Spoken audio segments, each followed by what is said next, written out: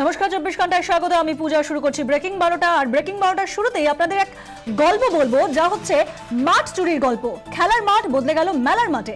Cricket হোক বা football, craze কোনো খেলারই কম নয় রাজ্যে। ঘাম ঝরিয়ে খেলার দাম নিতে জানেন বাংলা।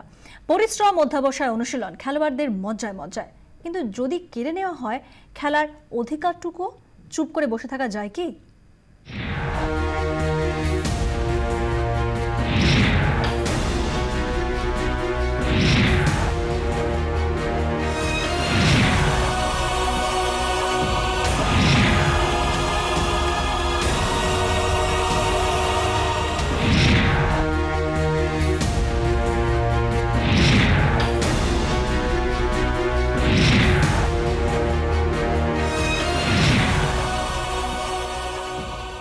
ক্রিকেট কোচিং ক্যাম্প হোক বা ফুটবলের কোচিং, সবই হয় বহরমপুরের ফ্রেন্ডস ইউনিয়ন ক্লাবের মাঠে। থুরি হতো 2 মাস আগেও, এখন মাঠ অবশ্য চেনাই যায় না।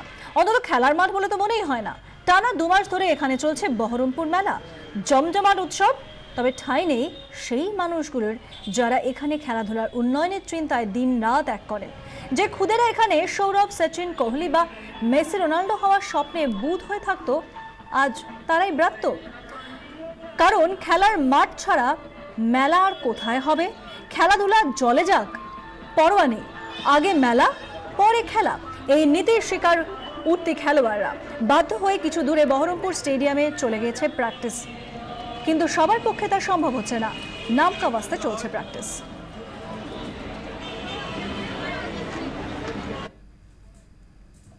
আমরা ওই মাঠে অনেক অনেক দিন ধরে খেলি, তারপরে আমরা এই মাঠে এসে খুব খারাপ লাগে। আর ওই মাঠটা তো নষ্ট হয়ে যাচ্ছে। সেটা তো দেখতে হবে সবাইকে। তুমি কি চাইছো বলো তো? আমি ওই মাঠে খেলতে চাই। খেলতে গিয়ে পায়ে টায়ে লেগে যাচ্ছে, আমাদের গর্ততে পা আটকে অনেকজনের পায়ে অনেক রোগও হচ্ছে। এটা কারণ হওয়ার কারণ ওই মেলায় বিভিন্ন রকমের বাঁশ পোতাপতি হচ্ছে, অনেক রকম ফেস্টিভ্যাল চলছে, তার জন্য ছেলেপেলে বলছে ওই মাঠে প্র্যাকটিস করবো। ওই মাঠে অনেকজন বলে ডিএসএ পিছে জল দিতে হচ্ছে, রোল করতে হচ্ছে নিজে। মেলার জন্য আমাদের এই অবস্থা। শোভা মাইতি আমাদের প্রতিনিধি, আমাদের সঙ্গে রয়েছেন বহরমপুর থেকে সরাসরি। শোভা, কাদের এই সিদ্ধান্তে ফ্রেন্ডস ইউনিয়ন ক্লাব, যেখানে খেলা চলতো, খেলার প্র্যাকটিস চলতো, তা বদলে গেল মেলার মাঠে?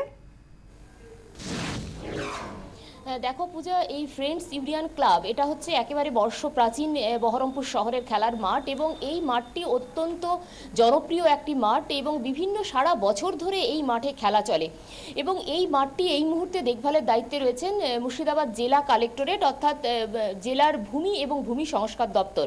এবং ভূমি এবং ভূমি সংস্কার দপ্তর, জেলার কালেক্টরেট বিভিন্ন দপ্তরের সহযোগিতায় কিন্তু এই খেলার মাঠ আপাতত 2 মাসের জন্য মেলা কর্তৃপক্ষ ভাড়া দেওয়া হয়েছে। এবং এই ভাড়া যখন তারা দেন, তখন ফ্রেন্ডস ইউনিয়ন ক্লাবের তরফ থেকে কিন্তু একাধিকবার আপত্তিও জানানো হয়েছিল যে চলতি মরশুমে বেশ কয়েকটা তাদের ম্যাচ রয়েছে, এবং যেই ম্যাচের জন্য প্র্যাকটিস অত্যন্ত জরুরি।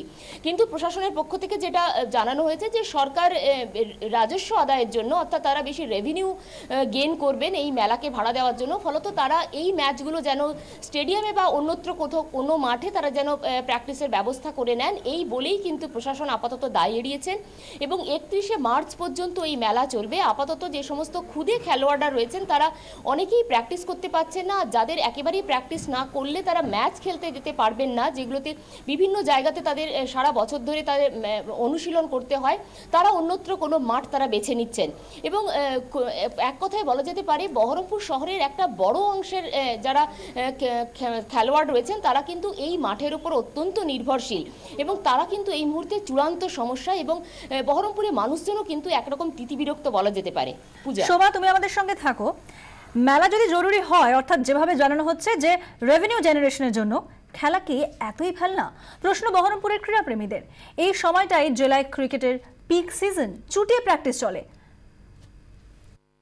আমরা তো এবার কি বলবো, রেজাল্টও ভালো করতে পারলাম না, না সিনিয়রে না জুনিয়রে পাচ্ছি না। কারণ হচ্ছে ছেলেগুলো তো একসঙ্গে প্র্যাকটিসে পাচ্ছি না।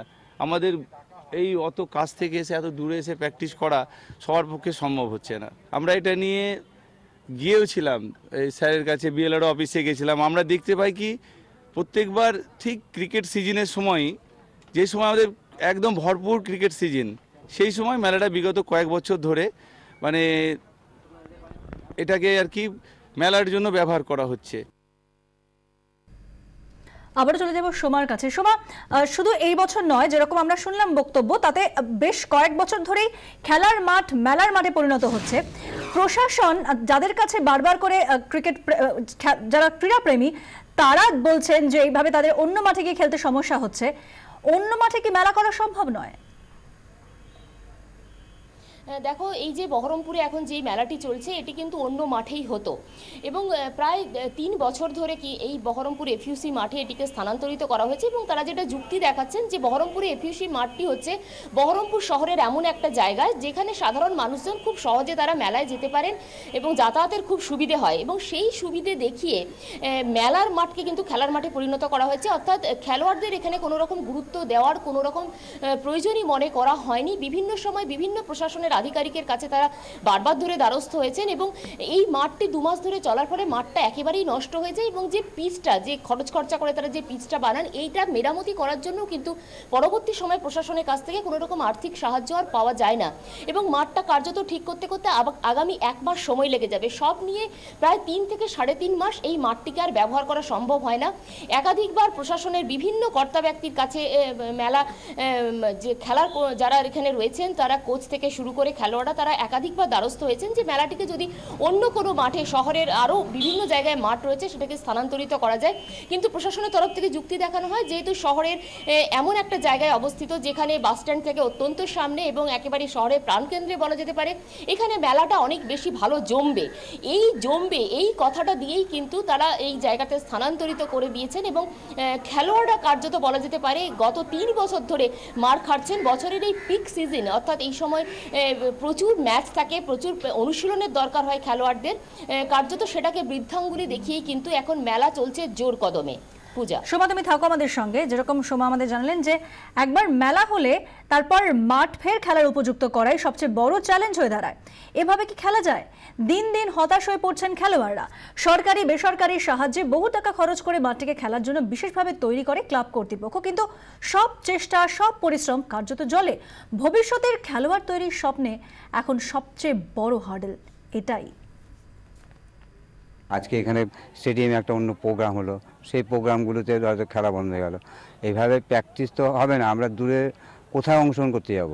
আজকে মেলা হবে, মাঠ খুঁড়বে, নষ্ট হবে, আবার সেই মাঠকে পরিষ্কার করতে হবে, সেই মাঠে গর্ত হয়ে যাবে। লিগ আসছে সামনে, ছেলেপেলেরা লিগে খেলবে কি করে? বাচ্চা ছেলেরা আন্ডার 16, 17 ছেলেরা খেলবে কী করে? কোথায় প্র্যাকটিস করবে? প্র্যাকটিস তো এমনি নাই। সোমা, অর্থাৎ শুধুমাত্র যে এই মেলা নয়, এরকম ভাবে বারবারই ওই খেলার মাঠকে ব্যবহার করা হয় এবং এতে খেলা যে বারবার ব্যাহত হচ্ছে, প্র্যাকটিস করা সম্ভব হচ্ছে না, তা তো স্পষ্ট। তাতে কি কারো কোনো মাথা ব্যথা নেই?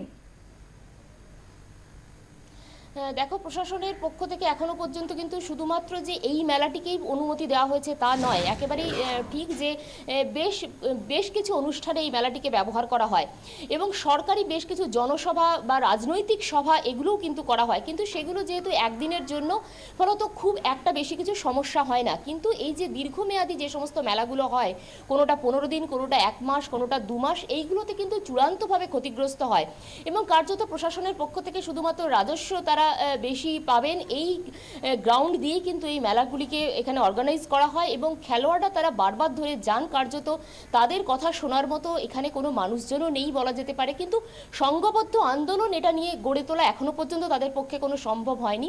এখন তারা প্রত্যাশা করছেন যদি কোনো প্রশাসনের পক্ষ থেকে কোনো সদর্থক ভূমিকা নেওয়া হয়, তাদের কথা শুনে কখনো এই বিভিন্ন সময় যে মেলাগুলো অর্গানাইজ করা হয় এই মাঠে, সেগুলিকে যদি স্থানান্তরিত করা হয় তাহলে খেলোয়াড়রা হয়তো কোথাও একটু অক্সিজেন পাবেন।